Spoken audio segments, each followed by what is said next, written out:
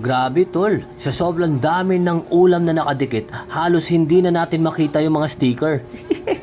Dahil nga sa sobrang sarap ng siomay dito, talagang tinatangkilik at pinipilahan. Saan pa ba yan? White tugpahay, siomay sa tisa. Siyempre, hindi mo alam to dahil located to sa Cebu. Kaya pag ikaw nagawi sa Cebu, matik pumunta ka sa tisa. Nandun ang pinakamasarap na siomay sa Cebu. At sa sobrang sarap nito, makakalimutan mo ang pangalan ng pamilya mo at mismong pangalan mo. Ang maalala mo na lang ay ang channel ko, Piniski, Piniski, Piniski, Piniski TV.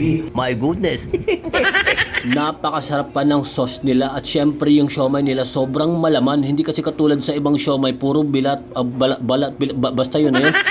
At talagang hindi ka magsisisi sa pagpunta mo dito kahit matraffic ang lugar na to dahil yung siomay solid. Saan ka magsisisi? Magsisisi ka na lang talaga pag wala kang pambayad at ikaw yung pinaghugas ng pinggan. My goodness!